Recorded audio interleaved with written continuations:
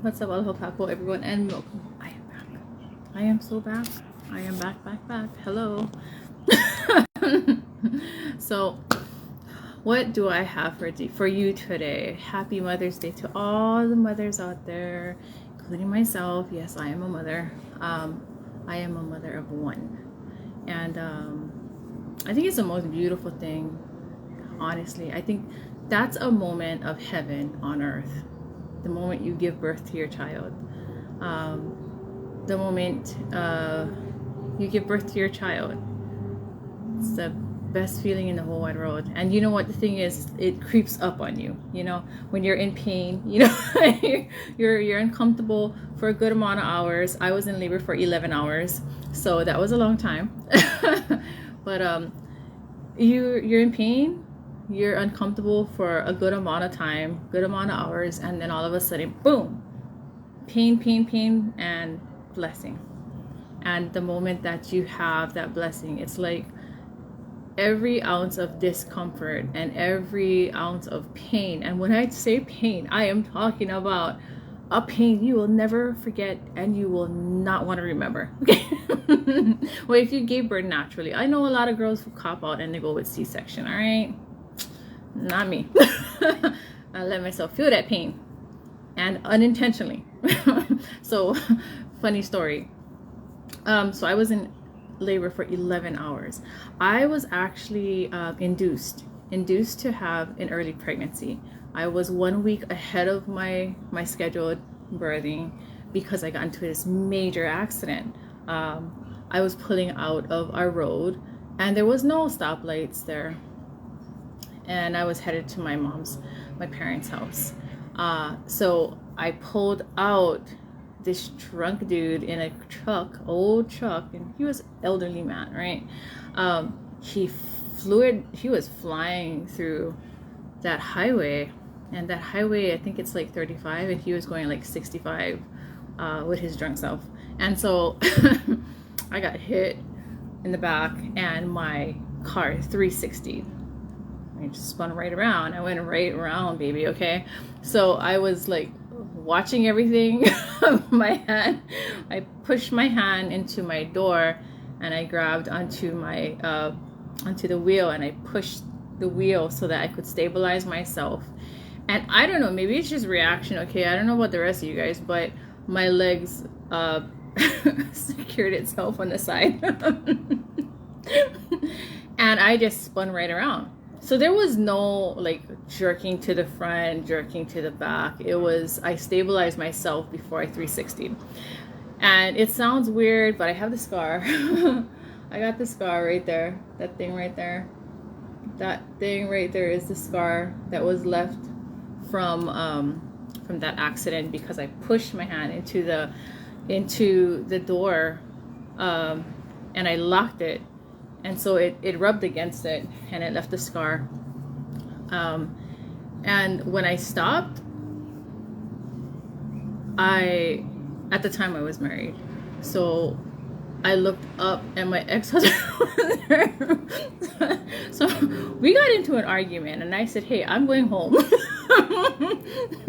Like, I know people like to stay there and argue, right? Not me. I will listen. When you don't make sense, I will grab my things and say, bye. I'm going home. So I grabbed my things and I went home. And he was at home, but he said when he heard the collision, he had this feeling immediately that it may have been me because the timing. And so he ran out barefoot and all. And he opened the door and he was like, are you okay? Oh my God. And his dad ran out. And I seen both of their faces, and like I was in shock. That's the first time they ever saw me like lose my composure, because I'm usually very composed. Well, that's back then. Now I don't care. I'm usually very composed. You know, there's not much things that'll like shock me. I'll be like, but I had this look of, oh shit, I don't know if the baby's okay. I don't know what happened. And I was kind of, I was a little shook.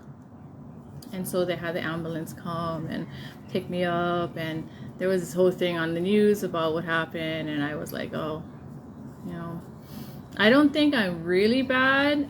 The car is totaled, but God is good because his hand was over me, and you know, I'm in one piece. I don't think our baby is hurt, but I just want to double check. So they took me to the hospital. The hospital did their thing. The emergency room did their thing, and my daughter was okay.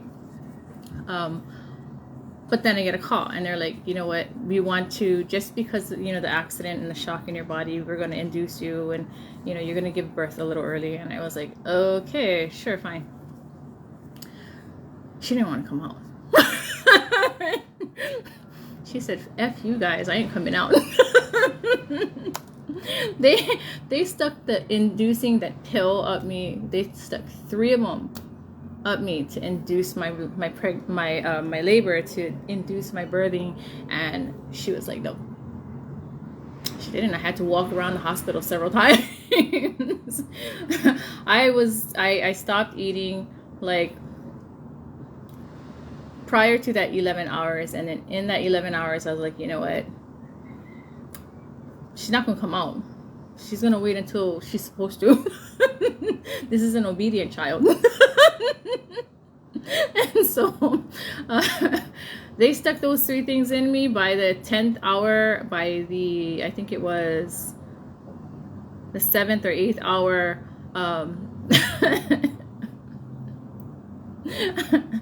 I asked for a sandwich. I was like, look, I'm hungry. She hasn't come out yet. I need a sandwich, or give me some fruits. So I asked for a sandwich. They gave me a yogurt and some fruits, and that was good enough for me. I like fruits. So I would walk around the hospital every like hour or 30 minutes, and then 11 hours pass, and all of a sudden my daughter decides, okay, I'm gonna come out now. And oh my God, that was like one of the worst pains I ever felt in my life. Okay, so they have this thing called the epidural, right? So they stick this needle in your spine and they inject it with numbing agent. And I thought, you know what, I hear the horror stories. I was afraid to ever have a child because, you know, I heard the horror stories and the pain, right? And people be, you know, passing away. So I thought, I'm gonna get the epidural. I'll get the epidural. I'll just get that needle in my spine and everything will be fine. So I get the epidural. But the timing was wrong. So they gave me the epidural, I think, too early, maybe 4 hours early than when I was supposed to give birth. And this dude, he missed my spine 3 times. So I had to get poked in the spine 3 times. I got poked in the spine 3 times, and that bad boy is not, it's sore, it's painful. Like he'll tell you to bend over and crouch over some pillow while he injects you with a needle. And so 20-some-year-old me is gonna try and handle it. I don't cry.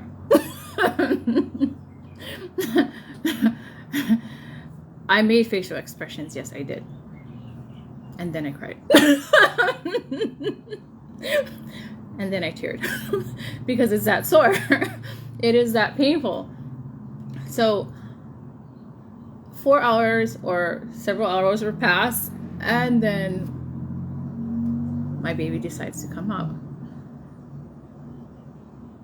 By that time, the numbing agent is done. Like, there's no numbing agent. I felt every pain. Every single pain. I was going through the labor pains. I could feel all the contractions, so I got double pain.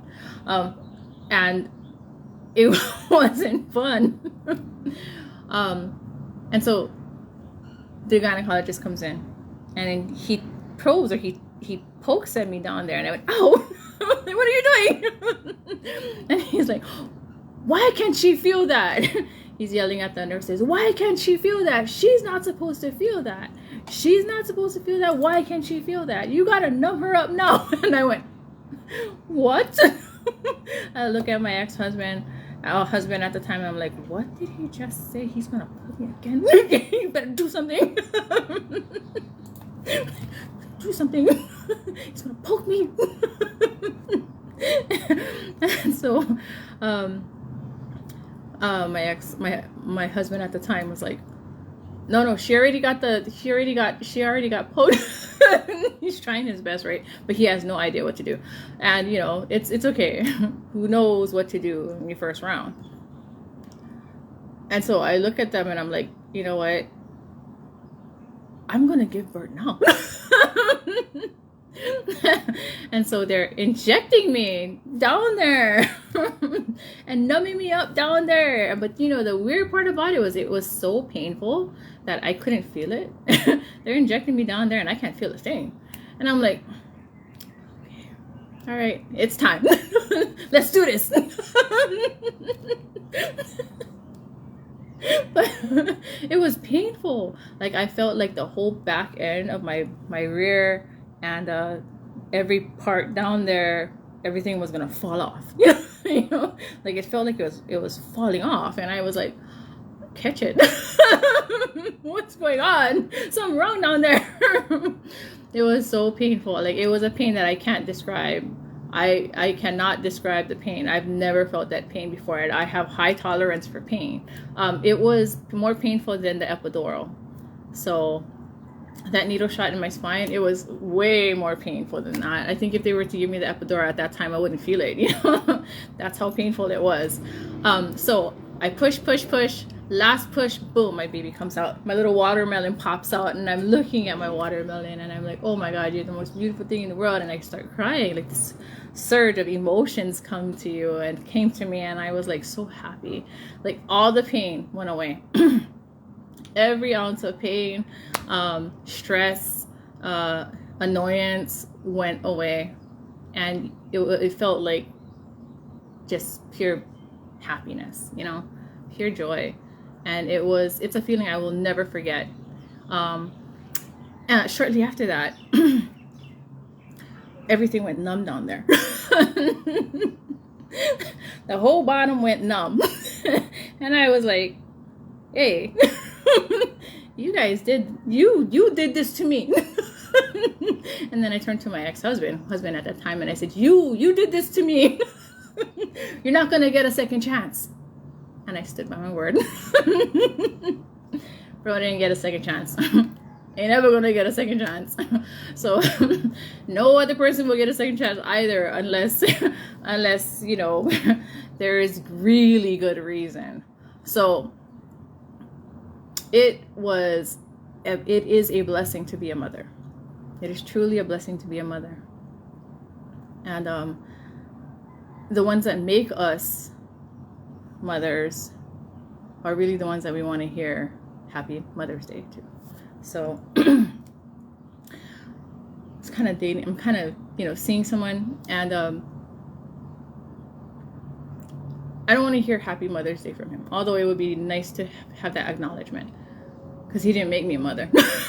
So it wouldn't make sense, right?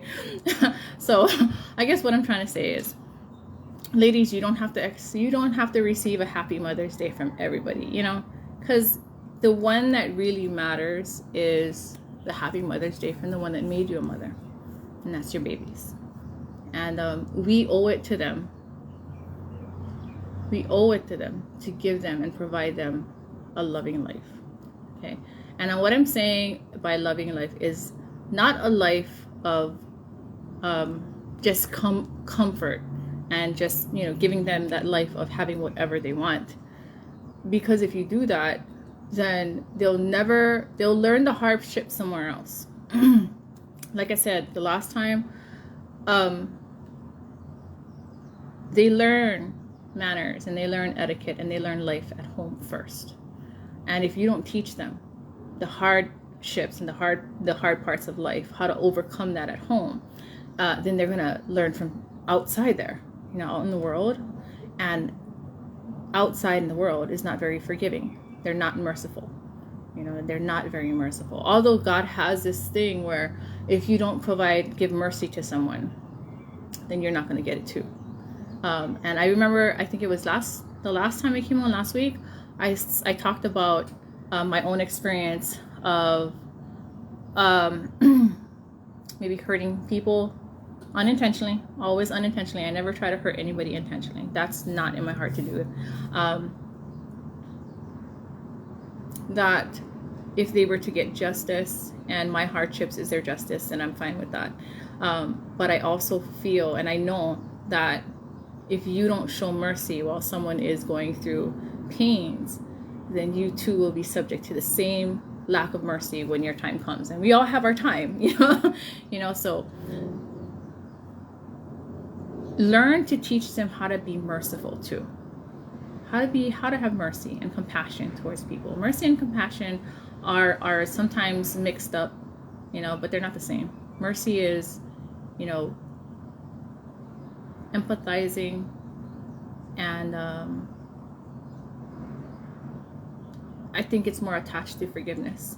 Forgiving someone, forgiving someone who has wronged you, showing that mercy rather than coming down with a sledgehammer on them to just break them. You are going to be merciful and not come down as harsh and fierce as you may have wanted to, because the mercy we show to people is the mercy we too will receive. We're going to receive that mercy too, and if you keep showing if you're not merciful, then you're going to be subject to that same action. It's written, what you reap you sow, what you reap you sow. So whatever you reap in this world, that's what you're going to receive too. Whatever you sow in this world, whatever you sow in this world is what you will receive too. So teach them how to be merciful. Teach them how to accept the no. Teach them how to teach them about hardships at home. Give them a structure. Give them rules, not too much, but always with love. Always with love. And I just had a major talk with my kiddo this morning because as far as future endeavors and stuff like that, I had to straighten out certain things with my kiddo, and I'm not going to share that because it's in the process of, so maybe later on after it's done. But yeah, mothers, as a single mom,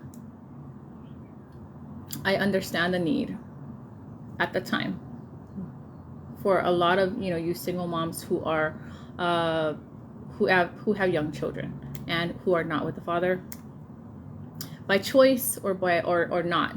Okay, whatever it may be, it's not my business. But I think one of the biggest mistakes most moms do is not focusing on their kids. There's a lot of moms out there. You're young, you're still beautiful. People tell you that you're pretty and that you can find another man. And I think to me that was one of the worst pieces of advice I ever got. I'm so thankful that I had the type of parents that I had.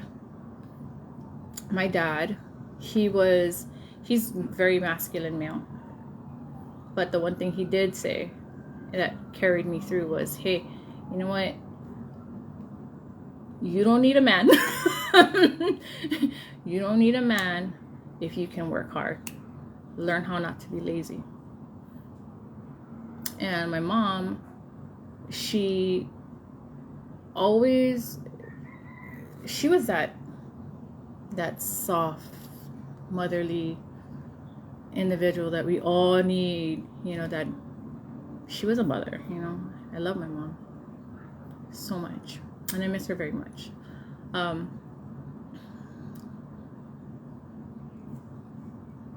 But she would tell me, you focus on your daughter, you focus on raising that child.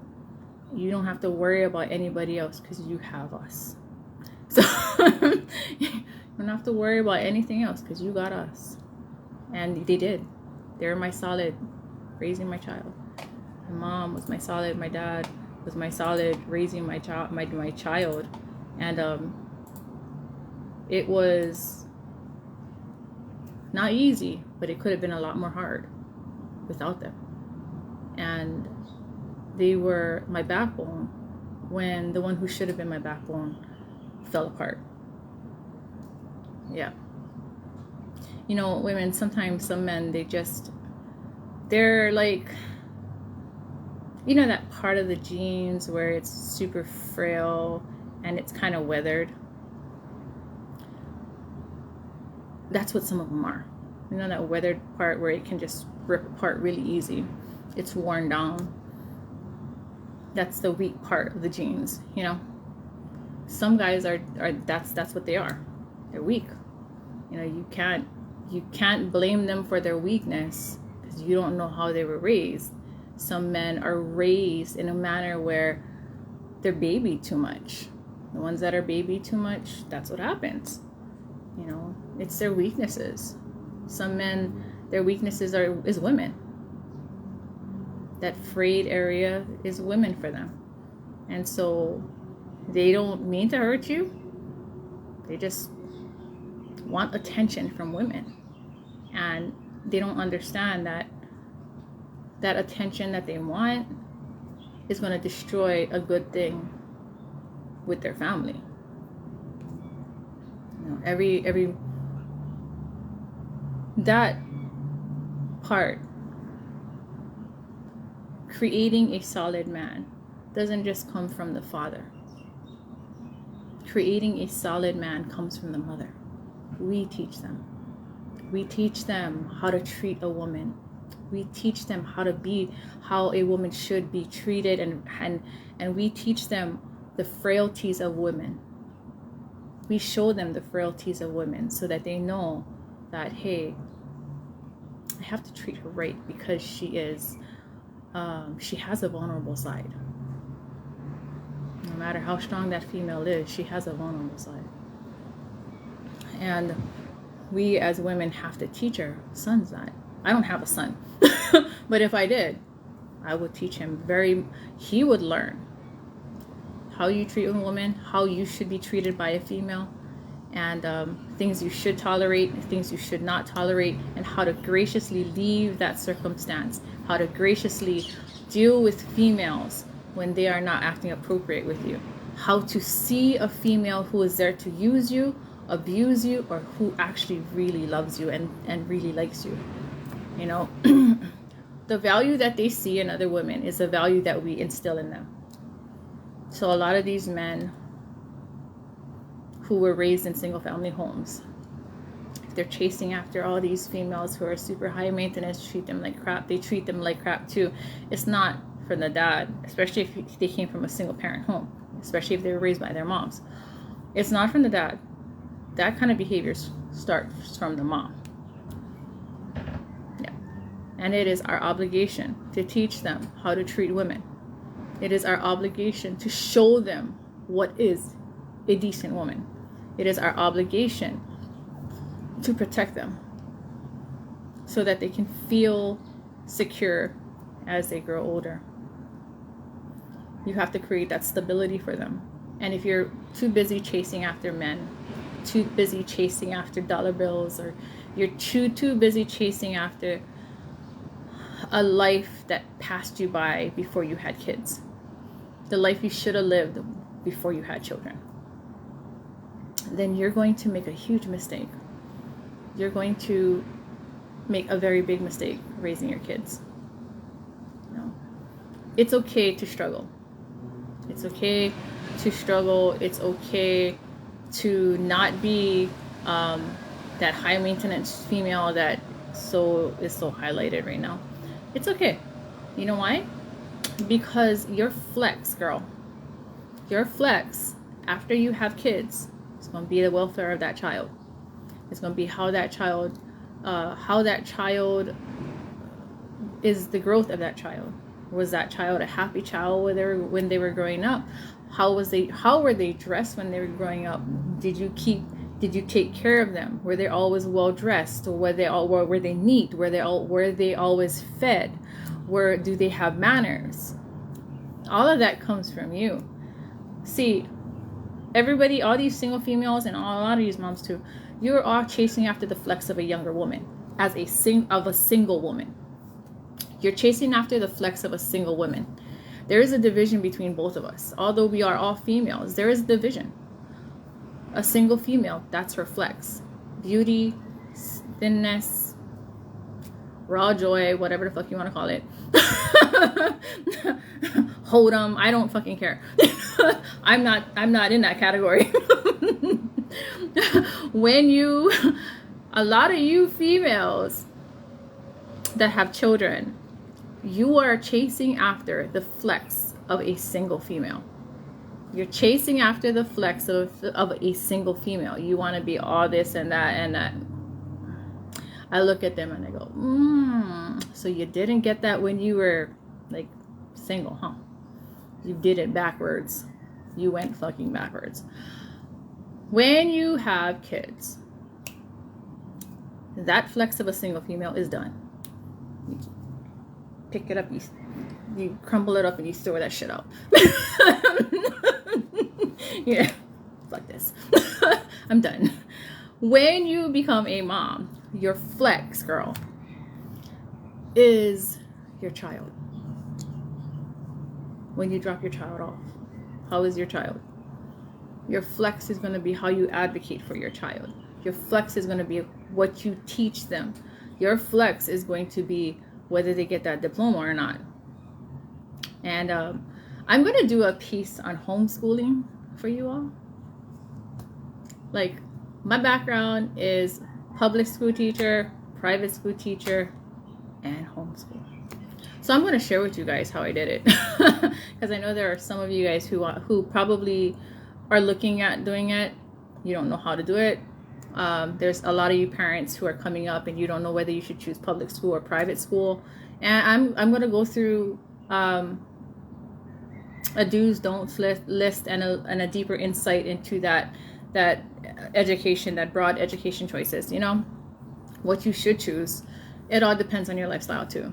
But when you become a mama, if you were not a model, if you were not in the entertainment business, if you were not, if your looks didn't serve you as a career, then that is not your flex, girl. You're fucking flexing the wrong thing. That lifestyle is for a single female who wants to attract a mate. Your flex is your children. Yep. Your flex is your children. Let me tell you something, okay, sisters?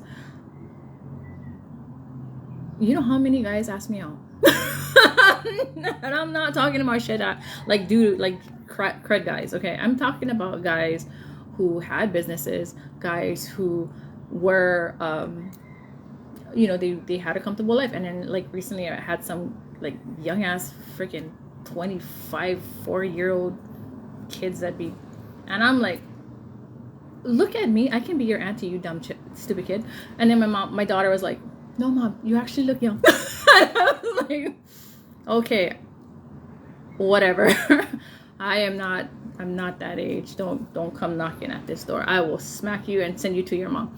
So when you become a mom, your flex is your children. Trust me. Make your flex your child. You're going to attract the right guy. You're going to attract the right guy. You're going to attract the right guy when you make your flex your children. Why? Because everything is aligned. You're appropriate. You know? Everything is aligned. It looks correct. But when you're running it hard as a single mom and you're looking like a person who's never had kids before, and you're treating your life like a person who's never had kids before, and you're neglecting your kids, then you don't look appealing. You actually look very negligent. And men, they don't respect women like that. They don't. You are a temporary fun time. They're going to watch you with your kids. They're going to see what you do with your kids. They're going to see whether you care about their kids. And they're already assessing you. They're assessing you. Look at her. She treat her kids like that. I don't know if this is a woman that I want raising my kids. Yeah. But your flex is your children. For me, as a single mom, I look good. The pictures that you see up, and then the pictures on my personal Facebook page, those are on. They're all like. There's no angles. There's no what's that? What is that thing that everybody uses? There's no altering of the pictures. That is me in shape because my career field required me to be in shape. It's not because I wanted to be in shape. I always had this thing about, being active. Okay, so that's always going to be a part of my life. Yes, I'm chubby right now. You guys already know why. But my career field at that time required me to be at a certain weight. I still have to be at a certain weight now, but it's more give and take, and I'm still at the acceptable weight, so I'm at a passable weight. I'm not over the weight. I'm at a passable weight. So I'm still meeting the requirements for my career. That's the only time I think females should have to be more mindful of their body. But I think being healthy is very important, because if you're going to be running around for running after your kids, you want to be able to run and pass them or at least catch them. And that thing for me, when I had my daughter, that was one of my biggest concerns. It was that, if my daughter was to dash across the field, I want to be able to catch her. If somebody were to pick her up and try to kidnap her, I wanted to be sure that I would catch them too. Catch them and destroy them. So I kept in shape. Obviously, you can see by the pictures. I don't know if I have any pictures on this site, but on my personal page, then you'll see I think I have some of my videos up, but which wasn't too far away. When my daughter was younger, then you would see the huge difference. But to me, I think that's the only time, you make that a huge priority. Always make your health a priority, but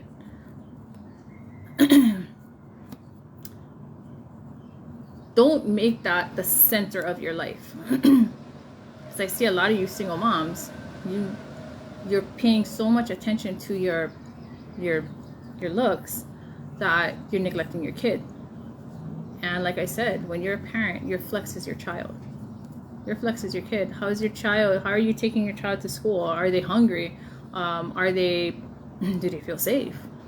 Do they have everything that they need when you drop them off at school? And I'm saying this, that you can do things on your own. You can do things without the other parent too, but it would be very important for you to involve the other parent. Never ever always involve the other parent somehow. If so happens that parent is not safe to be around your child, allow them maybe phone calls.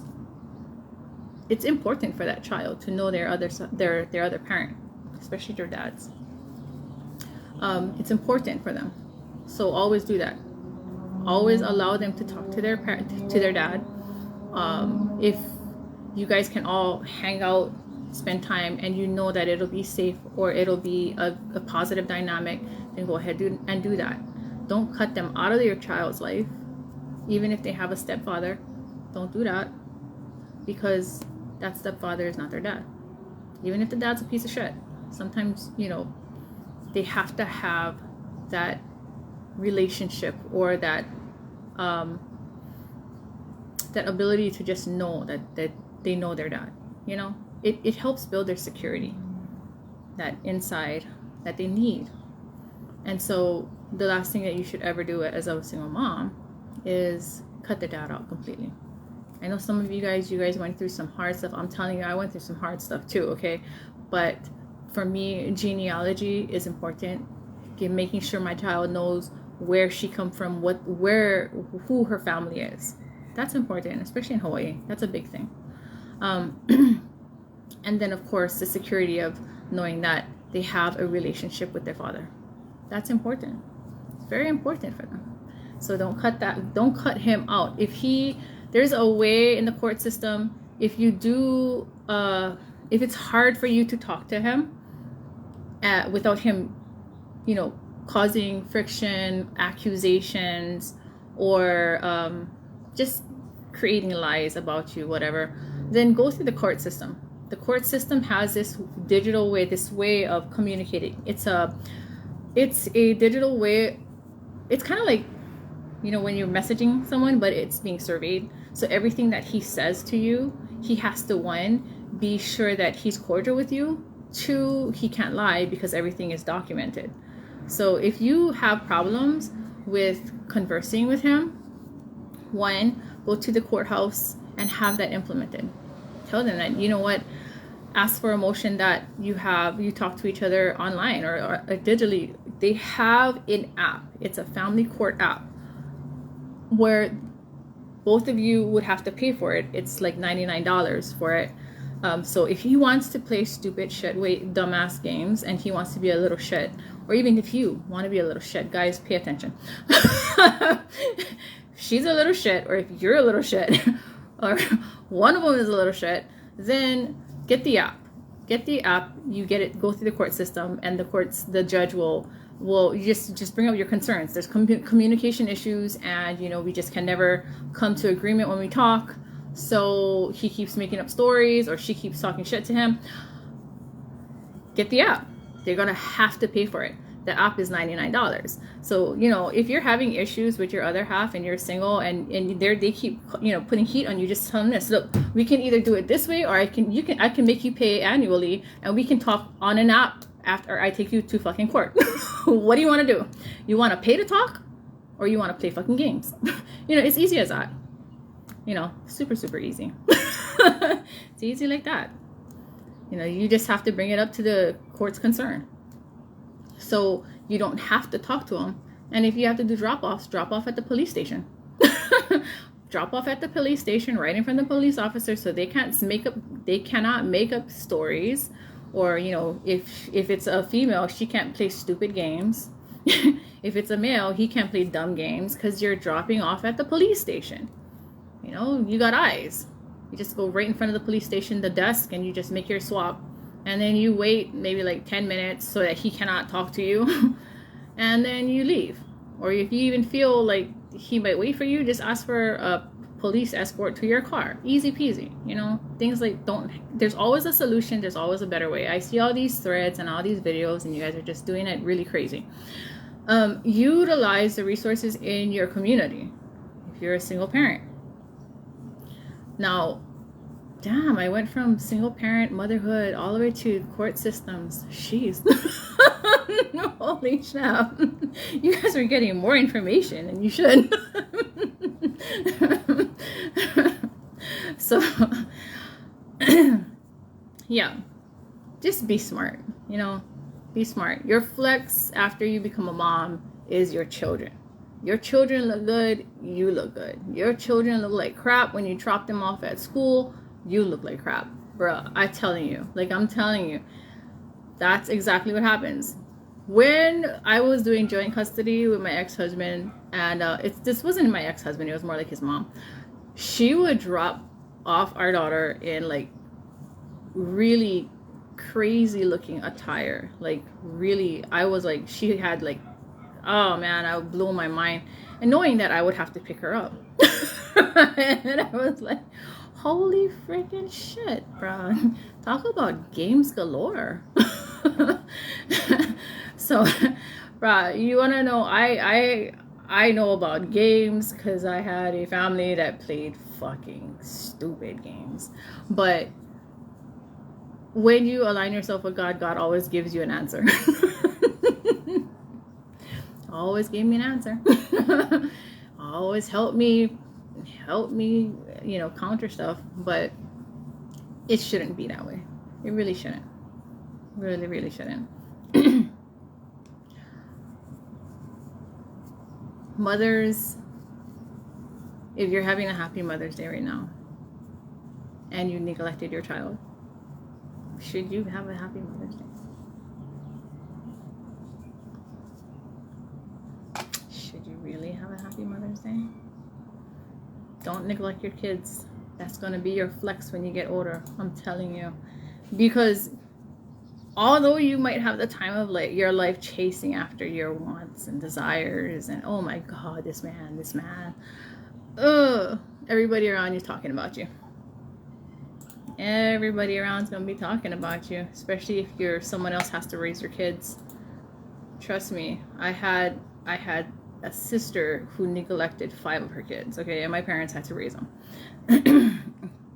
And it wasn't a happy thing. I mean, my nephews and nieces were happy that they had really great grandparents and they had an awesome auntie.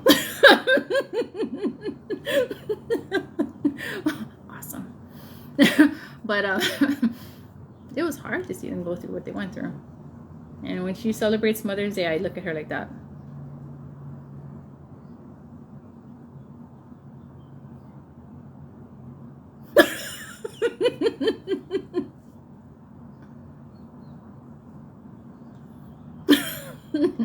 So she's mad at me. But hey, like I said, singledom, once you have a child, is over. Let the single girls have their flex. It's their time. All you mamas can't let go. Can't let go. Yes, I did look like I was single and I never had kids at one point. But that was not the reason why. It was because my career required me to be at a certain weight, and it required me to hold myself for a certain way. So back the fuck off. However, motherhood is truly a blessing, even when you're going through the struggles. Even when you feel not sexy. You're going to feel not sexy. You're going to feel not sexy, but embrace the non-sexiness. Embrace the non-sexiness and say, hey, motherhood, love it. Motherhood gives you a reason not to be sexy. Motherhood gives you a reason to be caring. Motherhood gives you a reason to love, enjoy life, and just praise God even more. Motherhood gave you the opportunity to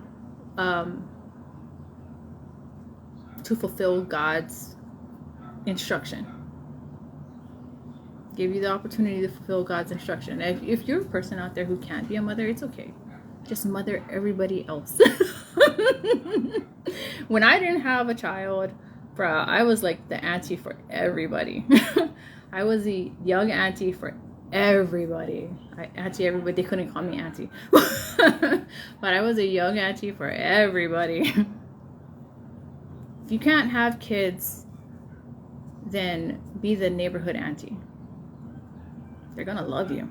And I tell you what, they always come back, and they always come back, and they always thank you, and they always remember you. And you know what else too? The ones whose lives you touch, they actually become just like you, and they start taking care of people in the community too.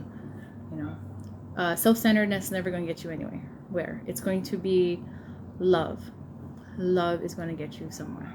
Love is going to get you a better community. Love is going to get you quality people. Love is going to get you a happier community. You know, love, believe me, it's love. And somebody's loving motherhood today, okay? Because guess what? Recently, there is a release of 4 of the hostages in Gaza. Yes. So there is a mother out there right now who is so happy because her son was released. Edan Alexander. He's an Israeli American soldier. So our POTUS, he connected with Saudi Arabia. Yeah, Saudi, Dubai, guys. That's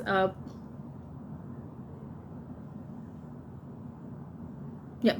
Okay, so he connected with the Saudi Arabia is very broad. I don't know if it was Dubai or not, but okay, it just says Saudi Arabia and the United. Oh yeah, the United Arab Emiratis and Qatar, and no, damn, I got my facts wrong. Sorry. Qatar and Egypt. Sorry. Whoops. So he connected with Qatar and Egypt, and they played mediator to get Edan, and I think 3 of the other hostages released. The other 3 hostages was Israeli American, and unfortunately, the other 3 hostages passed away. They were not alive, but we do have 1 hostage that is alive, and we're very thankful for the release of those hostages. Thank you so much, Qatar and Egypt. Still mad at you for what you did to the Jewish people, but thank you so much for releasing them. There can be peace if we allow it to be, and I hope and I pray that they will release the rest of the captives.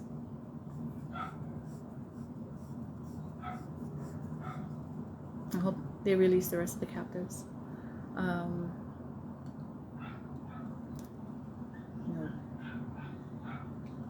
These types of scenarios and situation, although we hate when bad situations happen, these bad situations also remind us to value when we have peace, or when good things are going our way and things are going good, because it's reality. It's true that you can be complacent,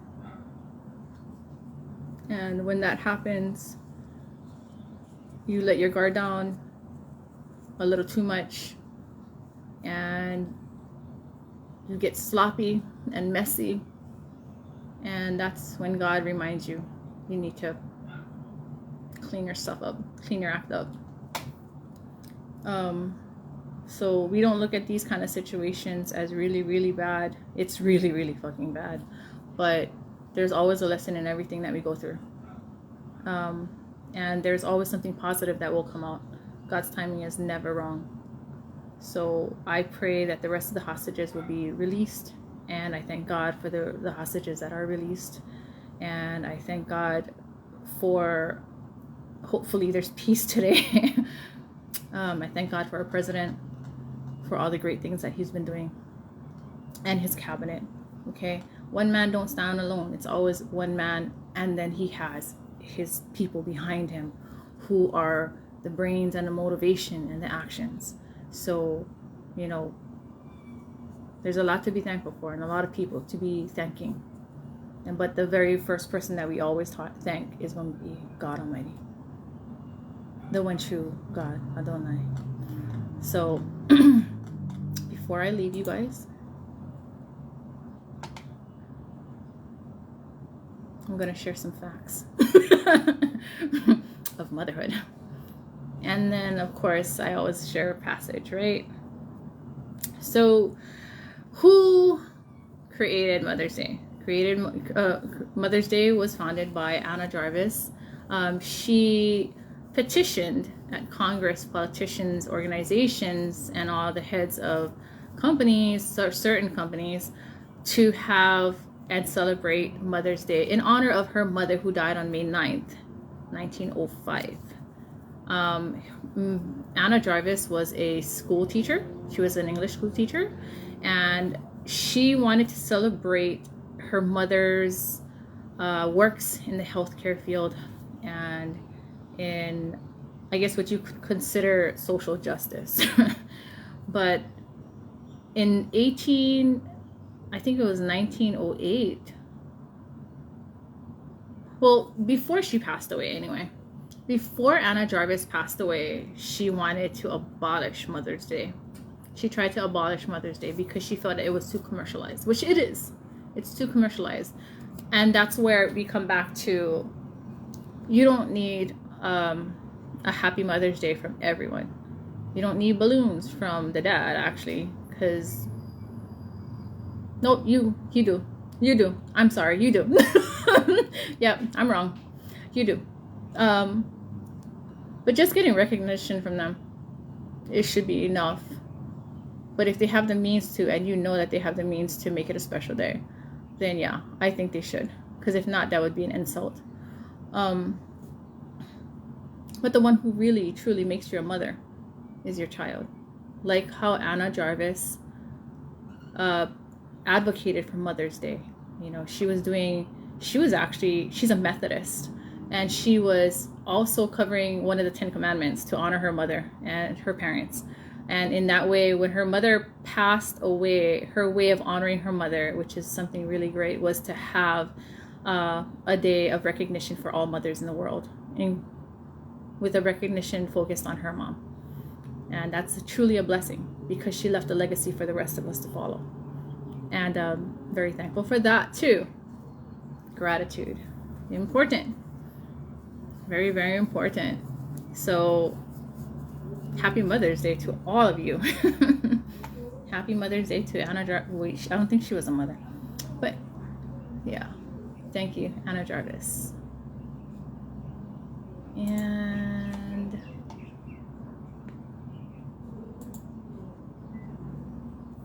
Chubby Cheeks. And I will leave you with a passage in Proverbs 31. This is an ode to women. Poem on the woman of worth. And I pray that you will be a woman of worth, or you are a woman of worth. Who can find a woman of worth?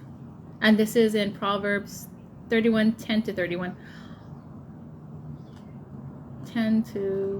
31. Who can find a woman of worth? Far beyond jewels is her value. Her husband trusts her judgment. He does not lack income. She brings him profit, not loss, all the days of her life. She seeks out wool and flax and weaves with skillful hands. Like a merchant fleet, she secures her provisions from afar. She rises while it's still night and distributes food to her household, a portion to her maidservants. She picks out a field and acquires it. From her earnings, she plants a vineyard. She girds herself with strength and exerts her arms with vigor. She enjoys the profit from her dealings. Her lamp is never extinguished at night. She puts her hands to the distaff, and her fingers ply the spindle. She reaches out her hands to the poor and extends her arms to the needy. She is not concerned for her household when it snows. All her charges are doubly clothed. She makes her own coverlets. Fine linen and purple are her clothing. Her husband is prominent at the city gates as she sits with the elders of the land. She makes garments and sells them, and stocks the merchants with belts. She is clothed with strength and dignity, and laughs at the days to come. She opens her mouth in wisdom. Kindly instructions is on her tongue. She watches over the affairs of her household, and does not eat the bread of idleness. Her children rise up and call her blessed. Her husband, too, praises her. Many are the women of proven worth, but you have excelled them all. Charm is deceptive and beauty fleeting. The woman who fears the Lord is to be praised. Acclaim her for the work of her hands, and let her deeds praise her at the city gates. Who can find a woman of worth? Make yourself a woman of worth. Oh, yeah, before I leave. There is this thing where these verses are connected to females only, to your birthday. So the day of your birth is the verse in this chapter 31 and the day of your birth are connected. So like for me, My birthday, oh wait, that's TMI. I'm just gonna say a random number, okay? It's not my birth date. So I'll just say if my birth date was the 27th, I would read verse 27, and that would be something like, it's kind of like an astrology, but it's not an astrology because we don't believe in astrology, right? We believe in God.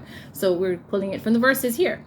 She watches over the affairs of her household and does not eat the bread of idleness. So it says that your character would be, you're going to be a hard worker and you're going to be tentative to your home. And that's a trait that you have for the rest of your life. And that is your verse for a woman of worth. So go ahead and try it. You know, with that, I pray that everyone is enjoying this Mother's Day. And I hope you guys will have a blessed rest of your week. Love, peace, and aloha.